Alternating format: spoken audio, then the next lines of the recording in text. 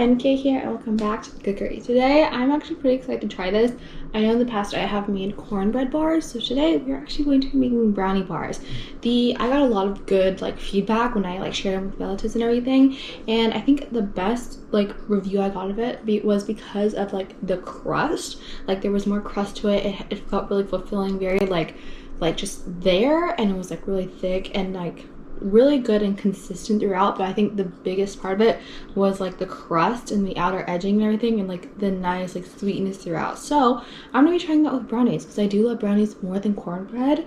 But yeah, I'm going to be trying with this because I know that when I've made muffin brownies, brownie mix and put into a muffin pan, they get this really nice crisp for the top, kind of like a cookie where you can kind of slide it off and just eat it as a cookie. So I kind of want to try it for the bar pan, so I will be using the Wilton bar pan. But first we are going to be making our mix.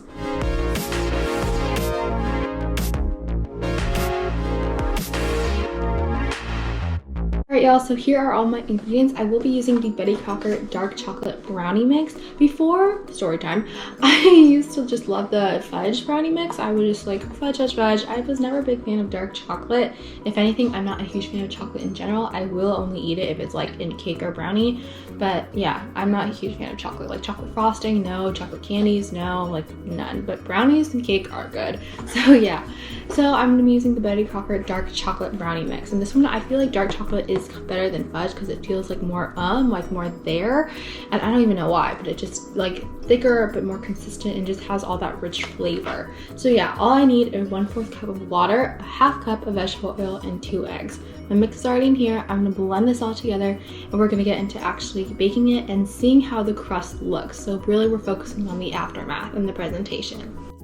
Alright y'all, so I mixed everything in. It's looking great now. I actually have a lot, I believe. I know for the cornbread bar video, I only got to make 6 bars out of 8. But I think this one actually I might make, if not 8, then 7 probably, because this is a lot of batter. But yeah, I'm going to be using my Wilton bar pan here. I've already sprayed everything, so we are good to go. And my oven is making its way towards 350 degrees. So I'm going to start pouring them all in, like so. Let's see, hopefully this isn't messy. Okay. Oosh, that's a lot. Alright then. That's actually a really good amount, okay. Alright y'all, so after about 45 minutes in the oven, they did come out well. Honestly, I feel the pan worked better for cornbread because for some reason, some parts of the brownie bars weren't always exactly intact. I had to really more trouble scooping it out than I did for the cornbread bars. But overall, they did come well in shape like so. And I took one to the side. I probably should have done this for the cornbread bars. But if I kind of try to split it open, before I split it open, the crust is the same as I would imagine for the muffins as I make brownies, but it sounds like this. Yeah, so it's crispy, not crispy, but it's kind of flaky at the top, which I really like, kind of like a cookie. But the inside, yeah, okay, so I moved the top a little, and the inside is definitely still that nice chocolatey, really nice, kind of fudgy, kind of really soft brownie. So yeah, you definitely have the top with the nice crunch, but then you have the middle with the nice kind of soft dough right here. So yeah, I'm gonna try just a little bit. I'm also gonna get some of the crust, some of the flakes that I got on the side. And yeah, overall, I know for the cornbread, the edges really resembled the kind of top part. If you haven't seen that video, I would highly suggest you check it out because it was actually a really interesting experience making cornbread bars. I've never seen them before, so that was interesting. But yeah, overall, the sides of this actually are kind of in the middle of being flaky to just being really cooked.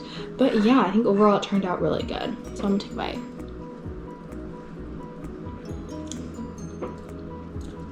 Okay, that's really dark and rich.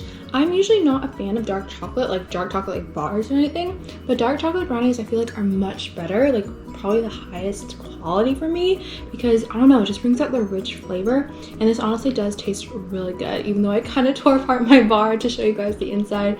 But they overall I think look really delicious, even though sometimes they did kind of fall apart as I took it out of the pan. But overall, the Wilton bar pan that I used actually was overall pretty decent for making brownies like such, because 9 times out of 10 they did come out perfectly well. Alright y'all, that is it for this week's video. That actually took about maybe an hour max to make all of this, 45 minutes for the actual baking time, and overall it came out delicious. Really nice, really soft on the inside. I actually really like that, soft and chewy, but at the same time that kind of nice kind of cookie crisp on top, which actually really brought it all together, especially in the nice form of a bar. I think that's what I like about the bar, is that on the outer layer, like the outside covering, it really has like a nice crisp or like solid, but the inside is more like kind of the nice kind of soft stuff, so kind of like a loaf of bread, to be honest. But yeah, overall this turned out really well. If you enjoyed watching, make sure to like, comment, and subscribe, and I will see you guys next week.